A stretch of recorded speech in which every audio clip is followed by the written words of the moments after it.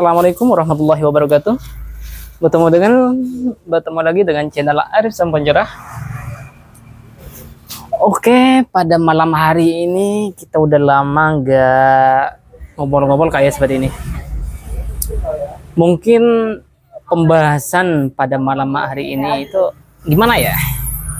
Kayaknya lebih cenderung ke cerita-cerita yang udah terlewat sih. Suatu ketika itu kan aku pernah bertemu dengan teman saya di jalan. Dia sempat cerita sama saya tentang kejadian yang pernah terjadi yaitu di Sungai Kalimantan, yaitu Sungai Kapuas. Pernah ya, yang namanya Sungai Kapuas itu kan panjang Mbak, sehingga tapi di situ juga ada letak keangkerannya juga sih. Tapi waktu di masa-masa kecil aku di sono, di sungai itu hal yang biasa. Biarpun panjang, lebar, dalam, itu hal yang biasa buat saya. Tapi saya nggak berpikir bahwasannya Sungai Kapuas itu angker. Karena buat saya udah jadi alam di sana.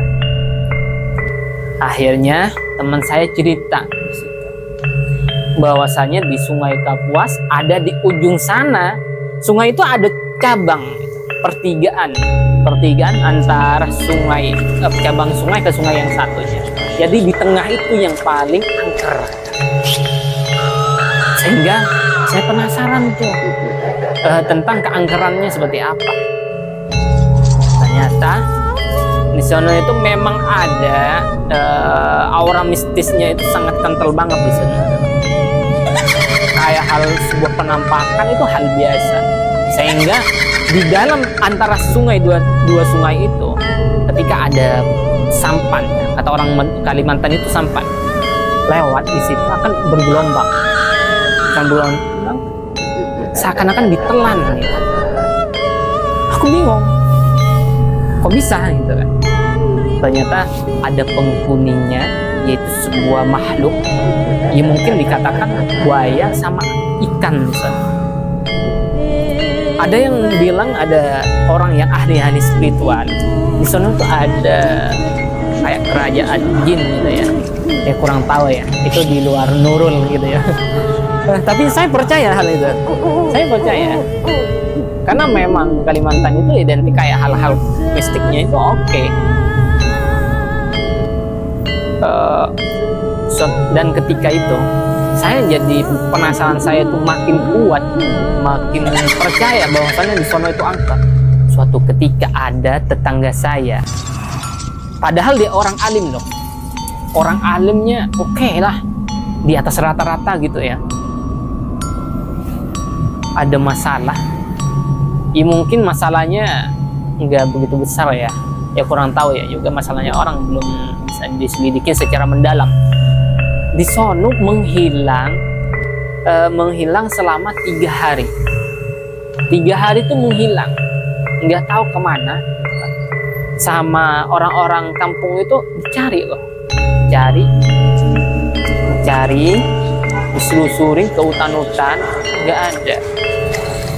Nah, ada satu saksi ketepatan waktu itu, waktu keluarnya si korban, si objeknya itu, si orang yang hilang, akhirnya kasih tahu bahwasanya saat itu saya lihat waktu saya kerja di hutan, lihat dia tuh berangkat ke sungai, ada di tepi sungai. Tak kira dia lagi mancing. Yang lain pada curiga tuh, udah masuk di situ. Takutnya karena di sungai itu udah terkenal gitu angkerannya. Akhirnya mendatangkan penyelam. Mungkin ada 5 orang yang nyelam di situ, di sungai di situ, yang tempat yang tak kira dia itu mancing, selam selama sehari semalam. Itu nyelamnya itu pada akhirnya ketemu loh. Terakhir ternyata orangnya itu ada di dalam sungai itu, tapi utuh. Kalau dibilang dimakan buaya kagak gitu kan, tapi utuh, nggak ada luka. Ya aku heran gitu kan, apa itu tumbal gitu kan, apa dia bunuh diri gitu kan. Masa bunuh diri dengan, sedangkan ya menurut saya itu sama orang-orang, dia itu kan orang, ya orang berilmu gitu kan, orang berilmu. Nggak mungkin lah orang berilmu asal-asalan kayak gitu kan langsung nyebur gitu kan, pasti mikir-mikir kan, bilang kayak mau bunuh diri itu kan di luar nalar gitu kan. Ya tapi mau gimana lagi gitu kan, nggak tahu, ya Allah a'lam. Akhirnya saat itu penyelidikan tetap diteruskan gitu kan. Kan kalau dulu itu kayak, mungkin kalau di kota-kota ya kayak polisi pastinya udah bergerak menyelidiki, dari otopsi apa semacamnya. Kalau di sana waktu itu lagi minim ya, nggak ada hal-hal kayak gitu. Seakan-akan ya kalau misal ada orang yang mau ngebunuh orang gitu kan, udah nggak bakal ada yang tahu selama nggak ada bukti atau ada saksi yang melihatnya gitu kan. Tapi nah terus setelah itu kita jalanin, dilihat ke dalam ke ininya, ternyata di sono pernah ya suatu ketika ada seseorang yang pernah ngabdi gitu kepada ratu buaya, ratunya buaya itu. Katanya pernah dikasih sebuah mutiara merah, mungkin mutiara atau apa ya, mustika ya mungkin, dekatnya dibilang mustika ya. Buat apa? Buat pesugihan. Memang benar, dia itu orang paling kaya di daerah saya, itu paling kaya, tapi orangnya baik gitu kan, nggak sombong. Cuman desas-desusnya seperti itu. Dan pada akhirnya kata orang-orang kalau orang pesugihan itu pasti ngambil tumbal gitu. Ngambil tumbal.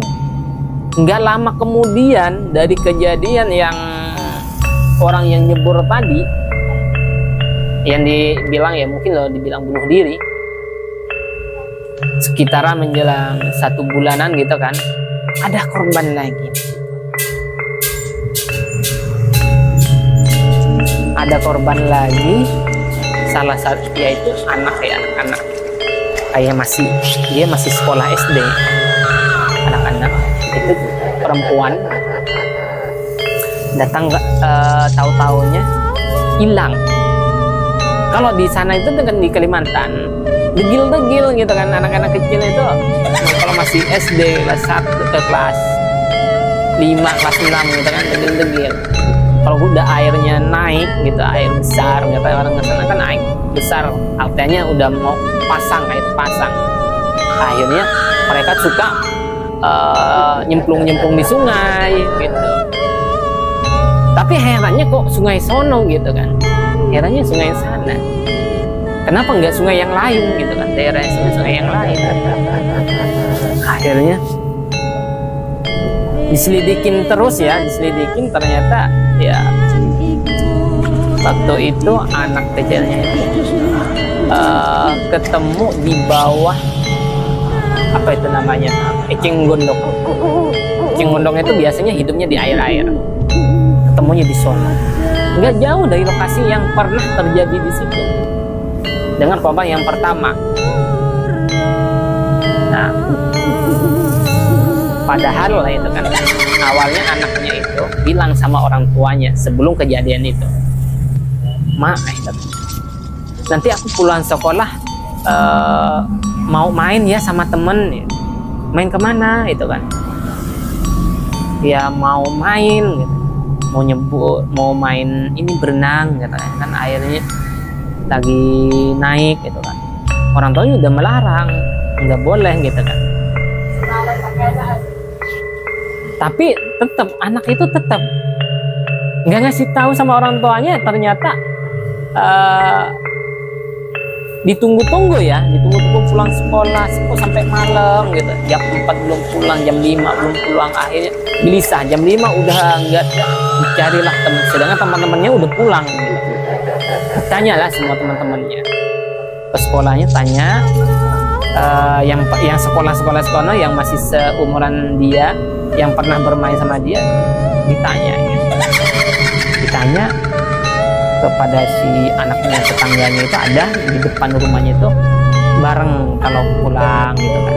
Dan tanya sama dia, terus dia bilangnya nggak tahu gitu kan. Waktu itu aku pulang sempat bareng diajak dia main di sungai gitu kan.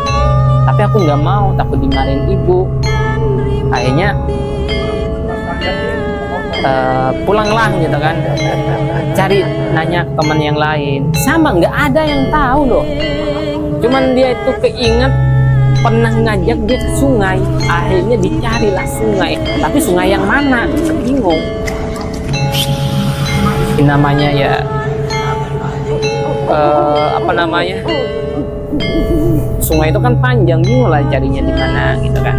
Dan kan kalau di Kalimantan itu setiap sungai itu pasti pinggir-pinggirnya itu ada jalan ya buat penyeberangan antara sungai yang lain juga gitu. Sampai udah 2 hari dicari belum ketemu, 3 hari, 1 minggu itu ketemunya itu 1 minggu. Yang menemukan itu bukan anggota orang-orang keluarganya dia. Siapa yang menemukan? Orang mancing.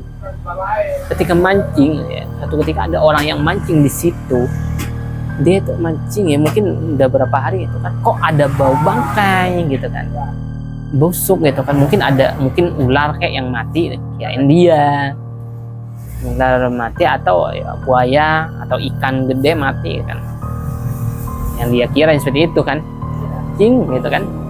Nggak lama akhirnya kayak ada rambut gitu kan, lihat gitu kan, di sampingnya sampannya itu kok baunya makin nyengat gitu kan, agak rambut gitu. Dia curiga gitu kan. Setelah itu kok ada baju gitu kan, bajunya kok masih pakai seragam gitu kan. Diambil, kaget dia ya. Setelah dipakai dayungnya itu ditusuk-tusuk itu, maksudnya digerakin pakai itu. Ternyata itu manusia. Ternyata anak yang hilang 1 minggu yang lalu, yang sempat menghebohkan warga di sana. Orang itu nggak tahu. Akhirnya dibawa naik ke itu. Terus nanya ke tempat sekitar itu, orang-orang di sekitar sana. Akhirnya kita ketemulah bahwasannya anaknya sih yang hilang kemarin itu. Ya Allah gitu kan. Itu waktu itu ya, aku masih kelas berapa itu? Kelas 3 SMP waktu itu. Aku heboh banget di situ kan. Heboh banget. Sampai semua orang tuanya, teman-teman orang tua kita gitu kan. Bahwa saya tuh bilang, "Awas ya, kamu kalau mancing sono hati-hati. Kalau bisa jangan mancing ke sono, apalagi main. Di sono angker. Nggak boleh gitu." Aku kan suka mancing di situ kan. Memang di situ perbedaan 2 air memang di situ. Air itu memang di tengah itu kan pertigaan sungai. Di tengahnya itu airnya beda. Sedangkan sungai yang di kiri itu airnya coklat.